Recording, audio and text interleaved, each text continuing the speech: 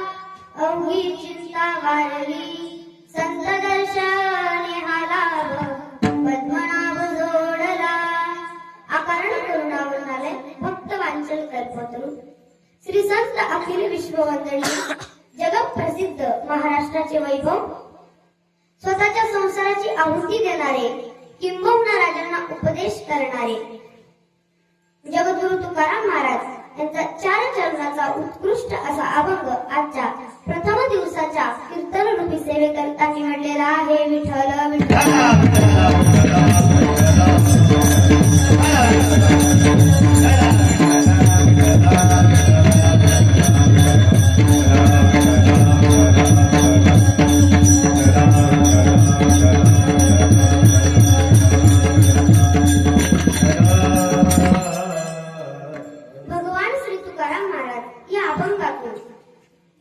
स्वस्थिती बदल वर्णन करतात. स्वतःच्या स्थिती बदल बोलतात. माझं भाग्य उजळलं, आता मला कशाची चिंता नाही. उजळले भाग्य आता अवघी चिंता वाढली. आणि का भाग्य उजळलं याचं कारण संत दर्शनाने हा लाभ झालेला आहे. संत दर्शने हा लाभ आणि त्यामुळे पद्मनाभ जोडला गेलेला आहे. पद्मनाभ जोडला आणि तो झालेला फायदा, झालेली संगती, तो सगळा साठा हृदयामध्ये साठवायचा आहे. संपुष्ट हे हृदय पेटी आणि ते सगळं पोटामध्ये साठवायचं आहे. करोनी पोटी साठवू. आणि हे आम्हाला का प्राप्त झालं तर त्याचं कारण तुकाराम महाराज सांगतात. तुका म्हणे होता ठेवा तो या भावा सापडला. आणि तो या भगवत भक्ती करणाऱ्या साधकाला त्या भावाला प्राप्त झालेला आहे. असा भाव सकल अभंगाच्या माध्यमातून श्री संत जगद्गुरु तुकाराम महाराज प्रतिपादन करतात. विठ्ठल विठ्ठल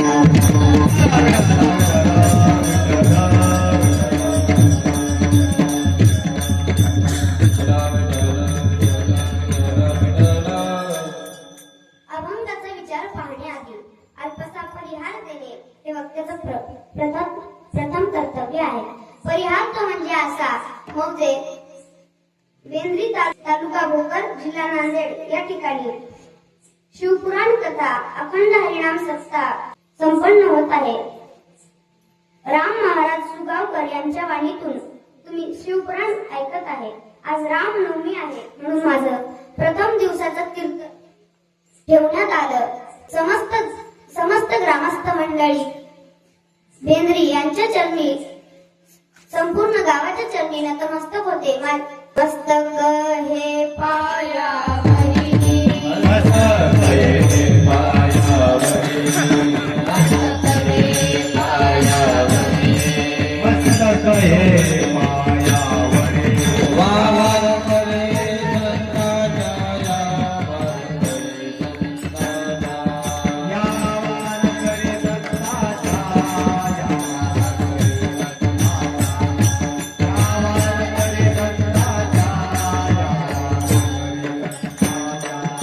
मस्तक हे पायावरे, वार करे संताच्या, वार करे संताच्या, वार करे संताच्या.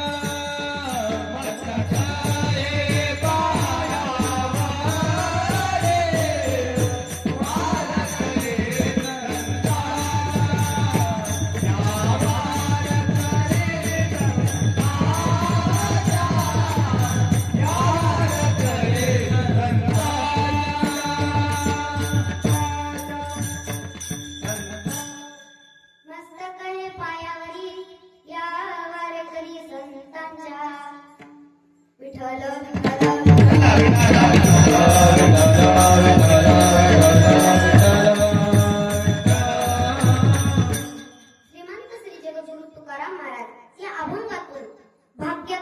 प्रतिपादन करतात. भाग्य कशाला म्हणायचं पहा. भगवत प्राप्ती झाली, धन लाभ झालं. एखाद्याचं लग्न जमत नाही तर त्याचं लग्न जमलं तर त्याचं भाग्य उजळलं असं म्हणतात. भाग्य उजळण्यासाठी आपण अनेक प्रयत्न करतो आणि केलेल्या प्रयत्नाला फळ येत नाही. परिणामी दुःख भोगावं लागतं. एक शेतकरी आपल्या शेतात पुष्कळ कष्ट करत होता, परंतु प्रारब्ध अनुकूल नसल्याने शेत पिकत नसे. अशा अनेक गोष्टींच्या माध्यमातून आपलं भाग्य उजळते. असं म्हणतो, परंतु संतांच्या दृष्टीने याला भाग्य म्हणत नाही. संतांच्या दृष्टीने भाग्य म्हणजे काय या बाबतीत आपण संतांचा विचार पाहूया. भाग्यवंत मनातया शरण गेले पंढरीराया, तरले तर तीनवा भरवसा नामधारकाचा ठसा. एक शेतकरी आपल्या शेतात पुष्कळ कष्ट करीत होता, परंतु प्रारब्ध अनुकूल नसल्याने शेत पिकत नसे. एके दिवशी त्याने असा विचार केला की आपण शेती सोडून दुसरा कोणता तरी धंदा करायला पाहिजे. म्हणून त्याने योग असा की त्या गावात एक मासे विकणारा गृहस्थ आला. त्याने मासे घ्या मासे असं म्हणले. याला ऐकू आले. ते म्हणला, एक मासा तुम्ही किती रुपयाला विकता? हा म्हणतो, एक मासा 25 रुपयाला विकतो. मग हा म्हणतो, हाच धंदा करायला पाहिजे. मग तो जरी धंदा बदलला असला तरी प्रारब्ध बदलले नव्हते. मग या शेतकऱ्याला मोठे मासे न सापडता बारीक मासे सापडायचे. मग हा काय म्हणतो, अब क्या करना, खेत में गया तो लांगा लूंगा और मछली पकडने गया तो जांगा झुंगा. नंतर शेतकरी एका कीर्तनाच्या कार्यक्रमामध्ये बसला. त्याला कीर्तन ऐकल्यामुळे वैराग्य प्राप्त झाले. तो म्हणतो, आता आपण महाराजच व्हायला पाहिजे. म्हणून त्याने भगवे वस्त्र धारण केले आणि एका झाडाखाली तपश्चर्या करीत बसला. गंमत अशी झाली की त्याच रात्री राजाच्या घरी चोरी झाली होती. राजाचे दूत चोहीकडे तपास करीत फिरत होते. मग ते महाराज त्यांना एका झाडाखाली मिळतात. राजाचे दूत म्हणतात, का हो महाराज, सकाळी डोळे झाकून बसता आणि रात्री चोरी करता. म्हणून राजाच्या दूताने तो धरला आणि उलटा टांगला. मग हा काय म्हणतो, अब क्या भी तो करना, खेत में गया तो लांगा लूंगा और मछली पकड़ने गया तो जांगा झूंगा और साधु बनने गया तो उल्टा टांगा. विठ्ठला विठ्ठला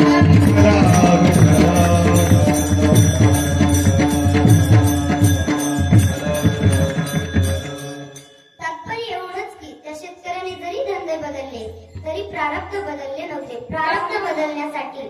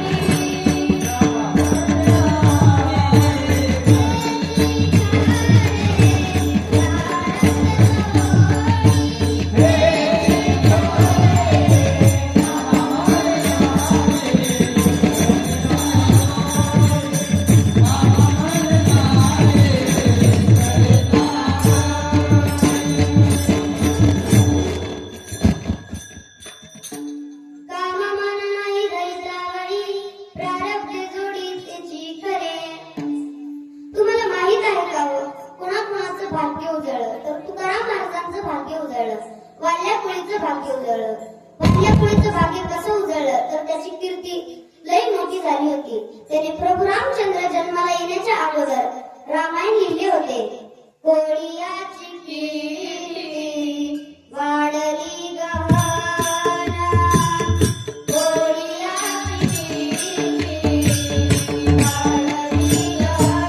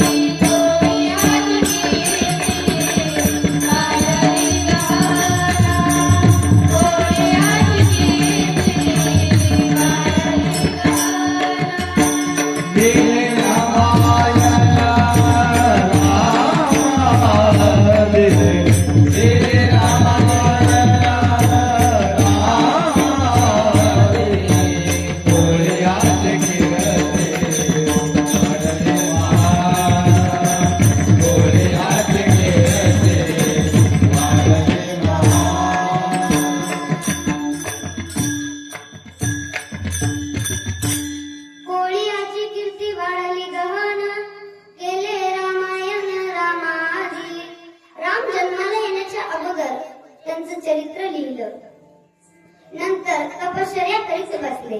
मग यांना तर राम म्हणायला येत नव्हतं. मग कशी तपश्चर्या करू लागले तर मराची तपश्चर्या करू लागले आणि त्याच्यामुळं त्यांचं भाग्य उजळलं. कसं भाग्य उजळलं तर तेच अभंगाच्या प्रथम चरण. उजळले भाग्ये आता, उजळले भाग्ये आता,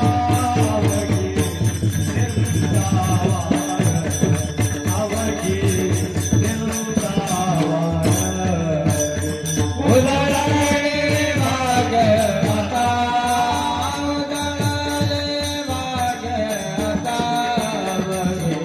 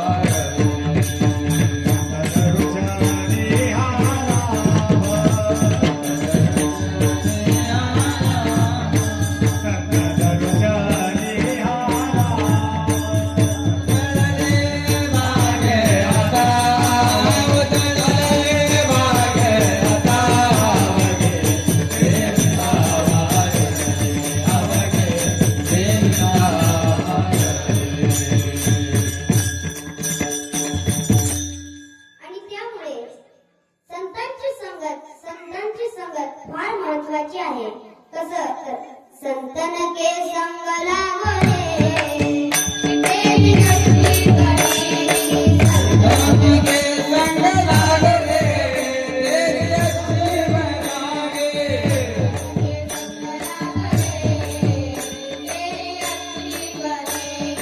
संतन के संग लागले तेरी असली बने,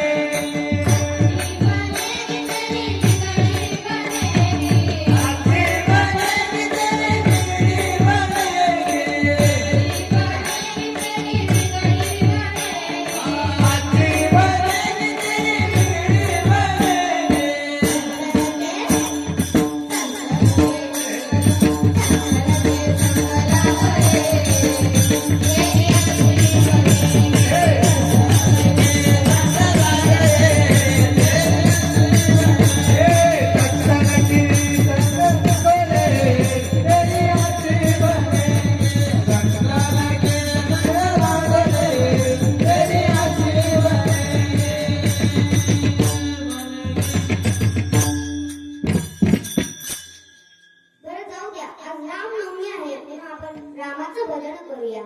सर्वांनी वरती हात करा.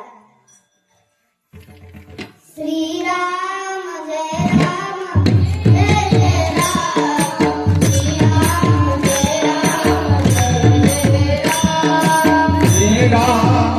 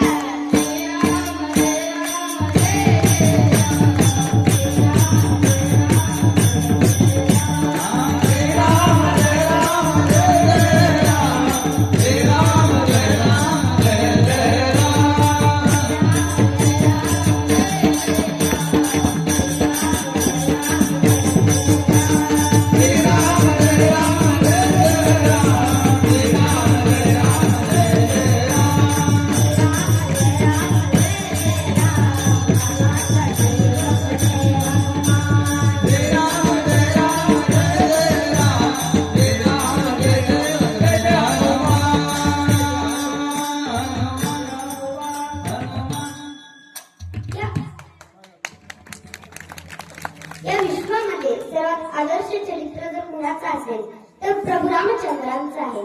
प्रभू रामचंद्रांची कथा, रामकथा म्हणजे एखाद्या मंदिराच्या यारे नाचू प्रेमानंदे, यारे नाचू प्रेमानंदे, रामनामाची यादे, रामनामाची यादे. यारे नाचू प्रेमानंदे, यारे नाचू प्रेमानंदे, रामनामाची यादे,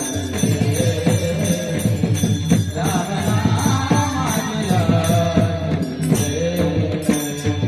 मना श्रीराम जय राम जय जय राम,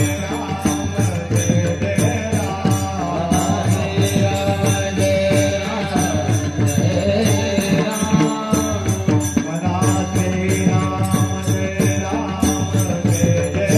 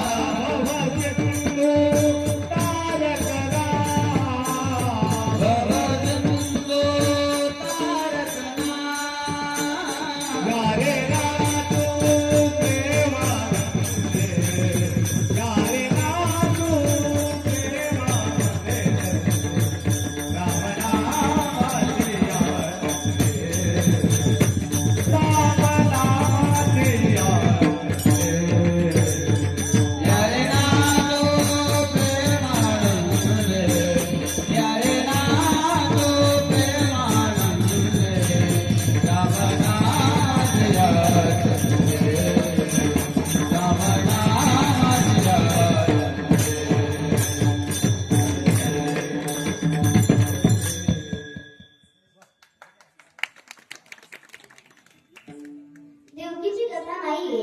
प्रभू रामचंद्रांची कथा म्हणजे घराला मंदिर बनवणारी कथा आहे. प्रत्येक घराला मंदिर बनवणारी. प्रभू रामचंद्र भगवान परमात्मा हे तुमचं आणि माझं आराध्य दैवत आहे. मी नेहमी सांगत असते, राम या शब्दाचा विचार करायला गेलं कुठेच वेलांटी नाहीये, उकार नाहीये, एकदम सरळ चरित्र आहे. म्हणून दशमा स्कंदाच्या आधी नवमा स्कंद का लिहिलाय? काय त्या नवमा स्कंदाचा विशेषता? कारण जोपर्यंत तुम्ही प्रभू रामचंद्र रूपी आचरणाचा चष्मा परिधान करणार नाही तोपर्यंत तुम्हाला माझ्या भगवान श्रीकृष्णाचं चरित्र कळणारच नाही. एकही पात्र असं नाहीये की ज्यात अनुभव घेता येत नाही. कैकेयीला लोकांनी सर्वांनी नाव ठेवलं. कैकेयी अशी होती, कैकेयी तशी होती, कैकेयी ही होती, कैकेयी ती होती. पण खरं सांगू का, माझ्या कैकेयी सारखं प्रभू रामचंद्रावर प्रेम दुसरं कोणी केलंच नाही. मला जरी पात्र विरोधात दिसत असलं तरीही ती पात्र विरोधात दिसत असलं तरी ती विरोधात नव्हती. प्रभू रामचंद्र सांगण्यावरती विरोधात गेली. प्रभू रामचंद्र 4-5 वर्षाचे असताना विहिरीमध्ये उतरले. विहिरीमध्ये उतरल्यानंतर कैकेयीने आवाज दिला, ए रघुनंदना, ए रघुनंदना, काय गाई वर ये बाळा. येतो, पण माझी एक अट आहे. काय अट आहे? ज्यावेळेस तू माझ्या वडिलांना दशरथाला मदत केली होती त्यावेळेस तुला सांगितलं होतं की 2 वर मागून घे. कोणते 2 वर? तर एका वराने मला वनवास माग आणि दुसऱ्या वराने भरताला राज्य दे. कैकेयीच्या डोळ्याला धारा लागल्या. प्रभू, तुम्ही माझा प्राण मागा, माझे डोळे मागा, मी देऊ शकते, पण असं माझ्यापासून दूर गेलेलं मला कसं सहन होईल? मी जर वनामध्ये गेलो नाही तर राक्षसांचा उद्धार होणार नाही, माझ्या शबरीचा उद्धार होणार नाही, माझ्या अहिलेचा उद्धार होणार नाही आणि माझ्या हनुमंतरायाची भेट मला होणार नाही. शबरीचा कसा उद्धार होणार नाही? तर शबरी आपल्या कुटियेला जब मेरे राम जी का आवन होगा, शबरी की कुटियों का आवन होगा, जब मेरे राम जी का आवन होगा, शबरी की कुटियों का आवन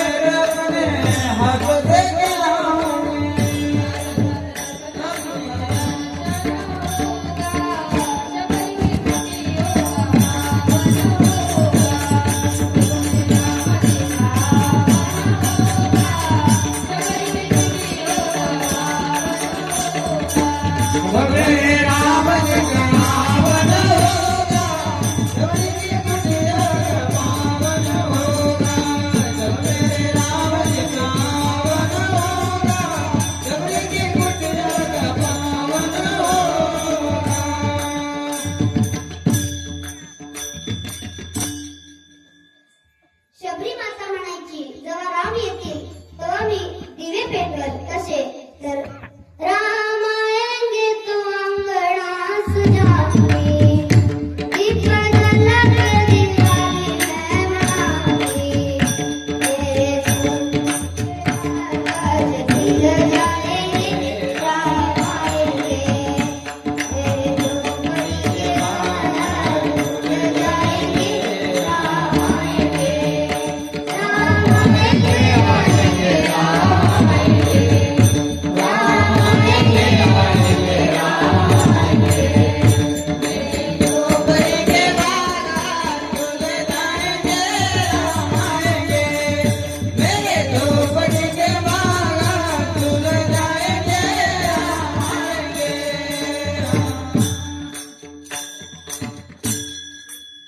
आई तू जर असं केलंस ना ग तर तुला सगळं गाव सगळं नाव तुला बोलल ग इथं कोणाचं नाव काय असेल कोणाचं नाव काय असेल तिथे एखादी काही आहे का नाही कामानं असू शकते पण नावानं नसेल कारण ही लोक जीवनामध्ये एवढी वाईट वागली की त्यांचं नाव कोणी ठेवत नाही इथे एवढी माणसं बसली कुणाचं नाव दुर्योधन आहे का नाही कार्य असू शकतं पण नाव नसेल इथं एवढे मायबाप बसले कुणाचं नाव रावण आहे का अजिबात नाही काही सांगत होती बाळा माझं नाव खराब झाल्यानंतर तुला जर आनंद वाटत असेल तर मी जीवनभर रडेल पण तुला त्रास देणार नाही मेरे रोने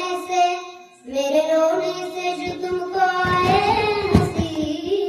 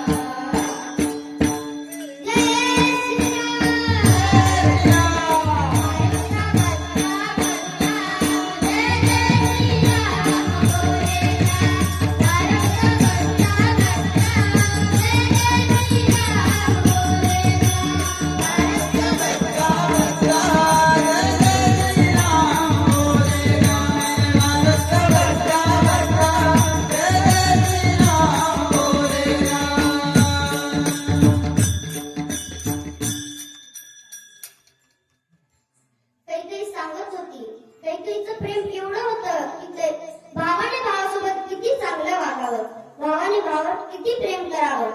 आदर्श चरित्र जर कुणाचं असेल तर रामायण आहे. प्रभू रामचंद्र आणि लक्ष्मणजी जनकपुरीमध्ये येतात. कीर्तन लक्ष देऊन ऐका. प्रभू रामचंद्रजी आणि लक्ष्मणजी जनकपुरीमध्ये येतात आणि जनकपुरीमध्ये आल्यानंतर उद्या प्रभू रामचंद्रांचा विवाह होणार आहे. त्यातल्या आदल्या दिवशीची रात्र प्रभू रामचंद्र आपल्या आश्रमगृहामध्ये विश्रांती घेत असताना लक्ष्मणजी येतात आणि त्यांच्या पायाची सेवा करतात. त्यांच्या चरणाची सेवा करीत असताना लक्ष्मणजी रडू लागले. रामाला जाग आली. राम म्हणाले, ए लक्ष्मणा, ए वेळ्या, काय झालं सांग ना. आईसाहेबांची आठवण आली, वडिलांची आठवण आली, बाबांची आठवण आली. काही नाही. जसं जसं प्रभू रामचंद्रजी विचारत होते तसं तसं लक्ष्मणजींचं रडणं वाढत होतं. लक्ष्मणजी म्हणतात, दादा, उद्या तुमचा विवाह होणार आहे. हो प्रभू राम, तुम्ही सीताई साहेबांच्या गळ्यामध्ये वरमाला घालणार आहेत. हो, ती आपली संस्कृती आहे. तुम्ही सीताई साहेब तुमच्या गळ्यामध्ये वरमाला घालणार आहे. हो, तुम्ही सीताई साहेबांच्या गळ्यामध्ये मंगळसूत्र घातल्यानंतर तुमच्या सर्व शिरावर कोणाचा अधिकार होणार आहे तर सीताई साहेबांचा होणार आहे. आणि उद्या जर मी तुमची सेवा करायला आलो तर सीताई साहेब रस्त्यावर दरवाजात उभे राहतील. ए लक्ष्मणा, तुझी आता गरज नाही, मी त्यांची अर्धांगिनी असं म्हणतील. विठ्ठल विठ्ठल.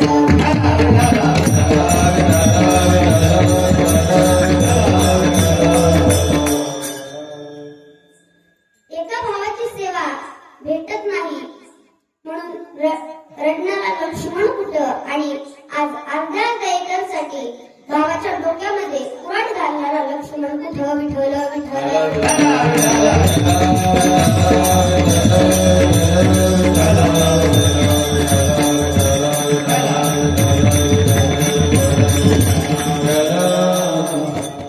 आता झाली या रात. तुम्ही कसाल खिचडी भात म्हणून सर्वांनी करा वरती हात. विठोबार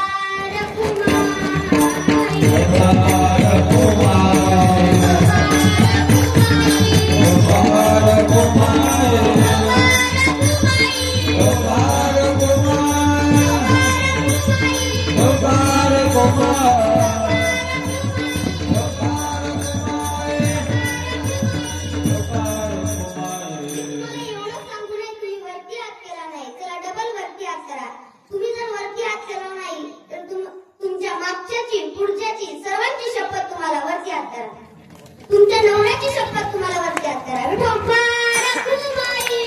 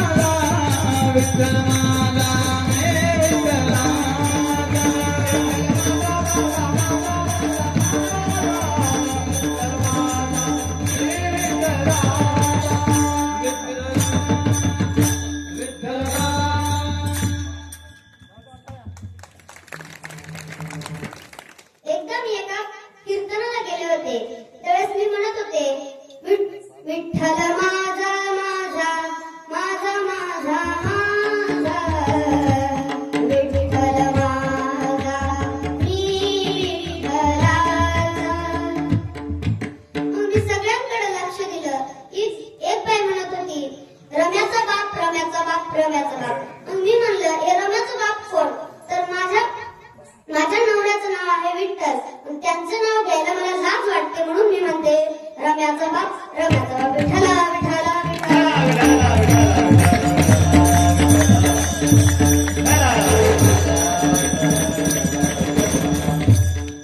कुणाला जर असं वाटत असेल आपली मुलगी उंच पदावर व्हावी, आपल्या मुलीला उंच शिक्षण द्यावं, तर राजमाता मुलींची वारकरी शिक्षण संस्था या संस्थेत टाका. नक्कीच तुमची मुलगी तुमचं नाव उंच पदावर नेल्याशिवाय राहणार नाही. तुमची मुलगी तुमच्या समोर कीर्तन करेल तेव्हा तुम्हाला अभिमान वाटेल. झालेली कीर्तन मुख्य सेवा सर्व भजनी मंडळांच्या चरणी समर्पित करते. माझ्या आई वडिलांच्या चरणी समर्पित करते. माझ्या गुरुवारांच्या चरणी समर्पित करते. माझ्या आजी आजोबांच्या चरणी समर्पित करते व माझ्या वाणीला पूर्णविराम देते.